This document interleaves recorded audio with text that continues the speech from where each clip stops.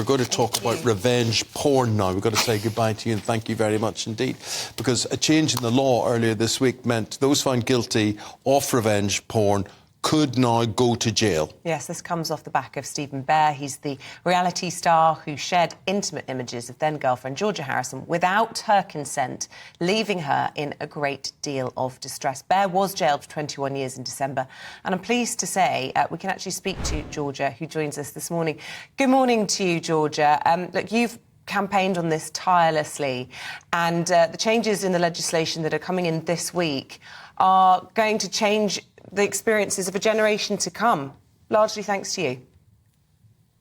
Thank you. I mean, the changes are just so exciting. I've been campaigning for a very long time, and obviously, when it comes to my case, I say I was lucky, but it's not really lucky, but I could prove that there was an intent to cause distress, because there have been multiple conversations where I had said how much it would cause me distress if the video was to go viral, but so many people don't have that. And after what happened to me, I had so many men and women reaching out to me and saying, you know, I don't have a right to go to the police. I don't have a right to justice because I can't prove that this person intended to cause me distress. However, they've near enough ruined my life. I feel like I've got nothing to live for. Why should I not be entitled to justice in the way you are? And that's why I've done everything I can to campaign to have things change. And apparently everything is going to change, so it's really exciting news for me. Well, Georgia, respect to you, and I don't know the full details of what was released about you or how bad it was and your experience was, and I'm sure it was awful.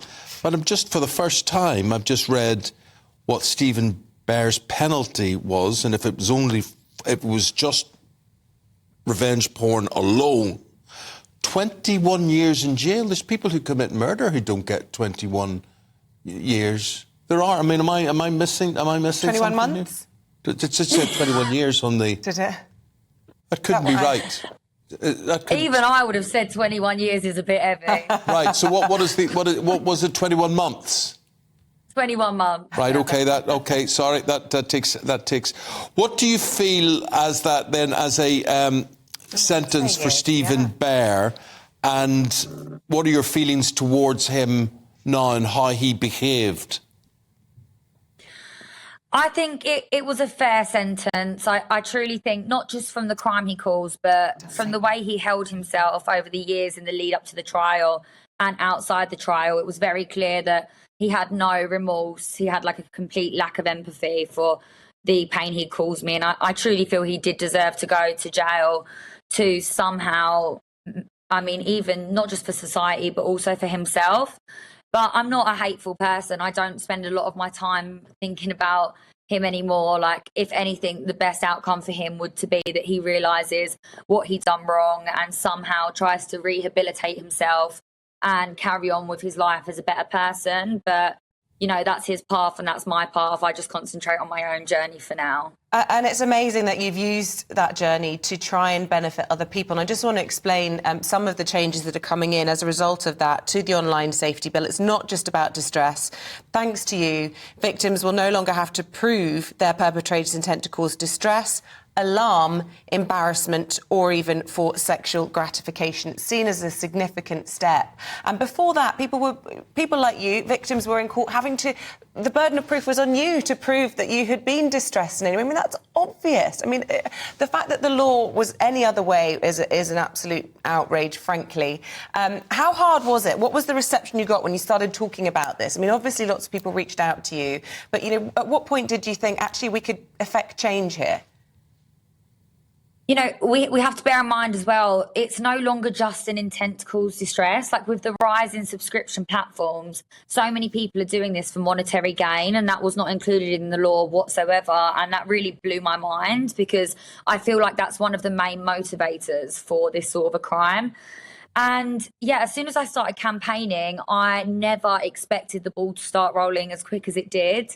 Ed Balls from GMB actually introduced me to Caroline Noakes, the MP, who said she's going to do everything she can to try and get this move forward. But everyone sort of said, you know, don't hold your breath. It is really hard to get things across the line in government, and it may take some time. So I was expecting it to take, months, if not years. And when I got to meet with the Lord Chancellor, I really did think it would be like an initial meeting of me just addressing what the issues were and us having a discussion about trying to somehow move things forward. But I found out literally the day before we met that actually the government had completely taken on board everything I was saying, and they'd already okayed making amendments and putting this all into the online safety bill. So to me, it was just a miracle, and I'm still mind blown that it happened so quickly. And I think it's a real testament to Britain and our government that they actually listened and made the relevant changes as quick as possible. What about you, Georgia? Where are you at now? Because, I mean, the internet being the internet, once things go out there, they tend to stay out there. Have you been able to pick yourself up, and have you been able to turn what was an incredibly negative thing into a positive? Yeah, most definitely. I am quite a resilient person, and I believe you can't choose what life throws at you. You can choose how you deal with each situation, and that's what defines you as a person. And no matter what life throws at me, I'll always do my best to stay strong and stay positive and do what I can to turn things around. So I just really do feel empowered at the moment. I feel happy in my life. I feel very healed. And, although the court case was a few months ago, the incident happened to me almost 3 years ago now. And I'm lucky I've just got a really supportive family, a supportive fan base, and also the right connections to seek help and therapy and everything that I needed to get me over what happened. Honestly, you're so inspiring, level-headed, articulate, intelligent. It amazes me you were ever anywhere near Stephen Bear, frankly. But can I just say, there'll be people watching this, whether they're watching it online at a later date, who perhaps are going through what you went through in the immediate aftermath, those first few moments when your blood runs cold and you suddenly realise, oh my goodness, this material's on the internet, my parents are going to see this, my siblings, my future husband, perhaps even my children. What would you say to them in those initial moments, and how can they build themselves and put themselves back together? I just think, absolutely stay calm. Firstly, you've got nothing to be ashamed of, and it feels like your world's falling apart when something like this initially happens, and that nothing will ever be okay again. And it's very similar to grief. Like if you lose a friend or a family member, it's just emotions run through you like a train, and it is something that will pass. So for the first couple of weeks, just do everything you can to just grieve, control your emotions, and know that you have every right to feel the way you do. And more importantly, seek help. For many people, they want to stay anonymous. So go to some form of a charity. I'm an ambassador for Not Your Porn. They are a brilliant charity who can help support you, as well as the RV helpline.